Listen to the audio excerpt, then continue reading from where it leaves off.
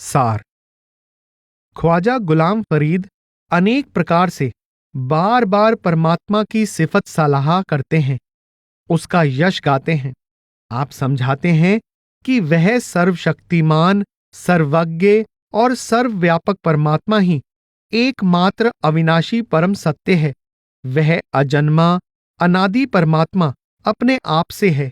वह पूर्ण पुरुष माया से निर्लेप है। वह समय स्थान की सीमा से परे और ऊपर है।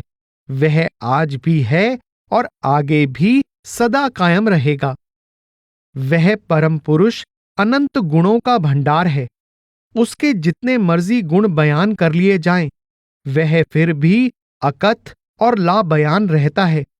यही कारण है कि उसे अगम, अनंत, अथाह, अगाध कहा जाता है। वह अलख अगम परमेश्वर ही जगत का करता है।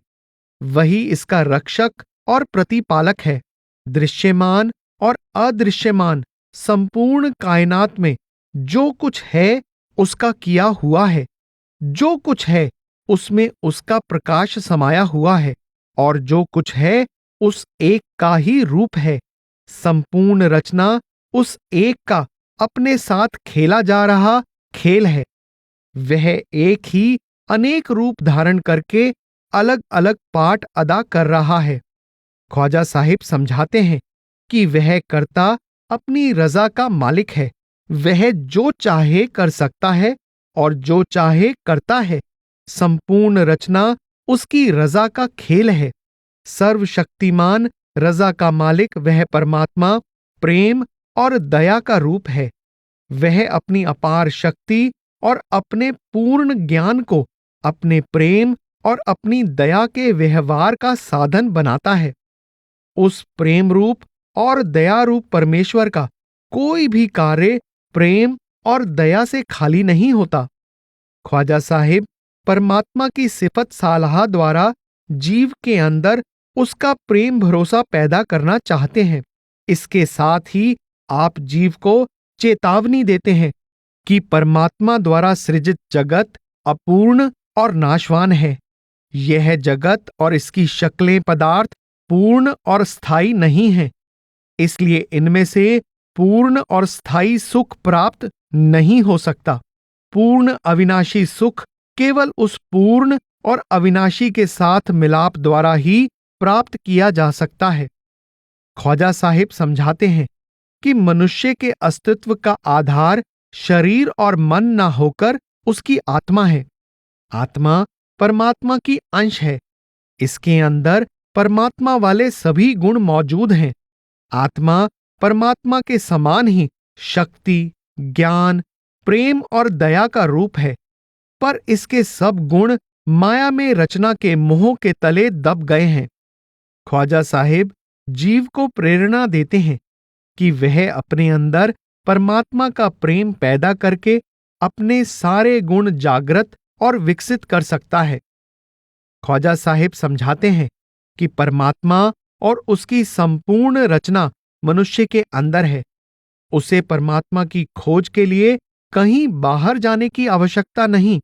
उसे केवल संसार में और शरीर के आंखों से नीचे के भाग में फैले ध्यान को अंदर आंखों से ऊपर और मध्य में एकाग्र तथा स्थिर करने की आवश्यकता है। ज्यों ही ध्यान अंदर स्थिर होता है, अंदर परमात्मा का प्रकाश दिखाई देने लगता है और उस प्रकाश में से निकल रही निर्मल आनंदमय ध्वनि सुनाई देने लगती है। उस ध्वनि को आपने अनहद की धुनी, अनहद की मुरली, अनहद की सारंगी, अनहद की बीन, अनहद का तबला, अनहद का मृदंग आदि कहा है। भाव यह है कि परमात्मा भी अंदर है और उसके मिलाप का साधन उसका शब्द, नाम, कलमा, कलाम भी अंदर है। उस शब्द का ही अलग अलग धर्मों में अलग अलग नामों द्वारा वर्णन किया गया है। अनहद की ध्वनि परमात्मा में से बह रही शक्ति की धारा है। वही संसार की रचना और संभाल करती है और वही अपने साथ जुड़ी आत्मा को अपने में समाकर अपने स्रोत परमात्मा में वापस ले जाती है। ख्वाजा साहिब समझाते हैं कि अनहद शब्द तो हर जीव के अंदर है, पर जीव वर्तमान अवस्था में अपने आप उसके साथ नहीं जुड़ सकता। वह परमात्मा मुर्शिद या गुरु के रूप में प्रकट होकर जीव को उस ध्वनि के साथ ध्यान जोड़ने की युक्ति सिखाता है। जब साधक गुरु पीर की समझाई युक्ति के अनुसार अपना ध्यान संसार और शरीर के आंखों से निचले भाग से समेटकर अंदर आंखों के ऊपर स्थिर कर लेता है, तो उसकी सूरत अनहद शब्द की ध्वनि और प्रकाश के सहारे आंतरिक रूहानी सफर तय करती हुई मकामे हक की ओर उड़ान भरना शुरू कर देती है। ख्वाजा साहिब ने सूफी दरवेशों और भारतीय संतों की मिश्रित शब्दावली में आंतरिक रूहानी सफर का हाल बयान किया है। ख्वाजा साहिब ने अपने कलाम में बार बार इस विचार पर जोर दिया है कि जब तक साधक अपना आपा, अपनी खुदी या हौमे नहीं मिटाता, वह रब के साथ मिलाप नहीं कर सकता। खुदी या हौमे को नाश करने का कार्य सद्गुरु की शरण द्वारा शुरू होता है।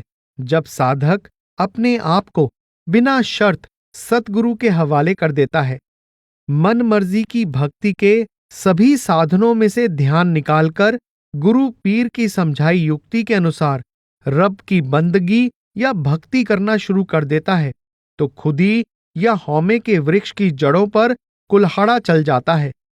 जब साधक जिंदगी के हर तरह के उतार चढ़ाव को गुरु पीर की मौज मानकर तन मन से रब की इबादत में लगा रहता है, तो खुदी के वृक्ष की जड़ें ढीली होनी शुरू हो जाती हैं।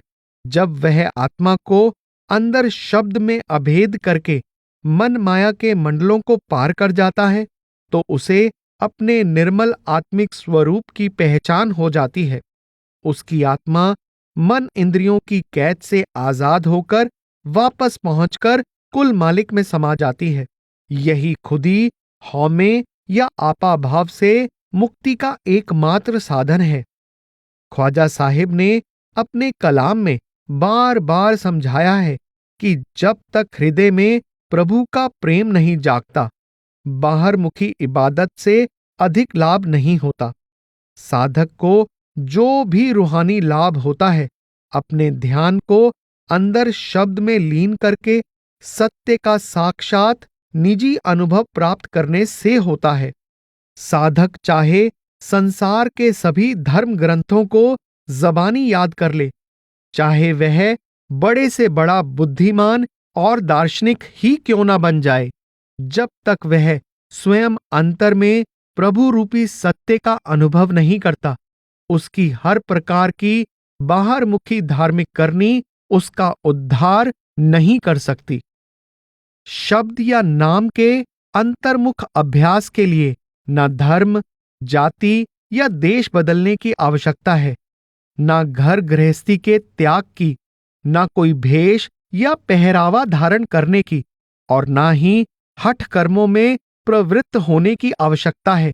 आवश्यकता है तो केवल ध्यान को संसार और शरीर की ओर से समेटकर अंदर स्थिर करके अनहद शब्द की मुरली या बीन में अभेद करने की। सारी रचना परमात्मा की रजा और दया का खेल है। इसमें जो कुछ होता है परमात्मा का किया होता है। जो कुछ होता है उसमें परमात्मा की दया मेहर छुपी होती है।